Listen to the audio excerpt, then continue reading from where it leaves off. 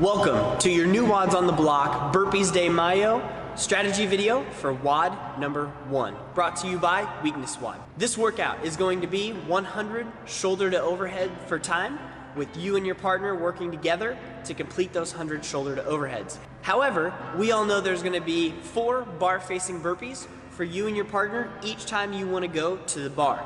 This workout also comes with an 8-minute cap. Here's a couple things we want you guys to think about while you're planning your strategy or maybe practicing this workout before you actually hit the game day competition. The burpee buy-in, right? Each partner has to do that before they get a chance to attack the barbell for the shoulder to overheads. So keep in mind that each time you go to touch the bar for the shoulder to overheads, you have to do these bar facing burpees first.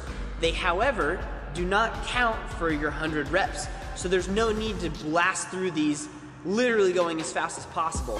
Pace this out maybe a little bit slower than you normally would, let's say about an 80%, 90% pace.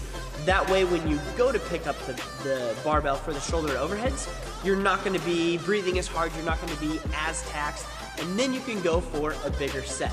So when it comes to the shoulder to overheads, we want you guys, after that last burpee, to get right on the bar, pick it up to the shoulders, and start going. The last thing you want to do is get done with your burpee, have to take a couple steps back, breathe, then pick up the bar, right?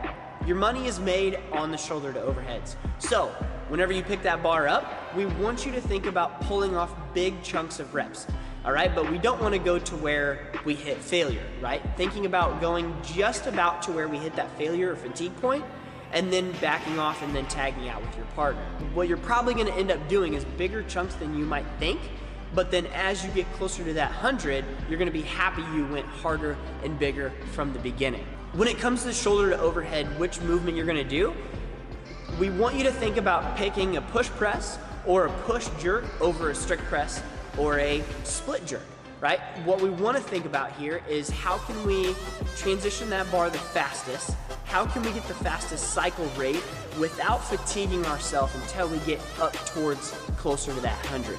And the way you're gonna do that is by doing a push press where you're able to use your legs with your arms, or a push jerk where you're able to use your legs with your arms, but now more legs because you're able to drop back under that bar. All right, so whichever one you choose is up to you. If you can hold on to push press a lot longer and it's a lighter weight for you, do the push press. If you need a little bit of help because the weight might be a little heavy or you're trying to get more volume in, maybe you try and go towards that push jerk. But play with this, see which one's gonna be most efficient for you. When it comes to the actual movement, we want you to remember 2 things to be efficient with your push jerk or your push press. And that's gonna be to be efficient with your movement with a vertical torso.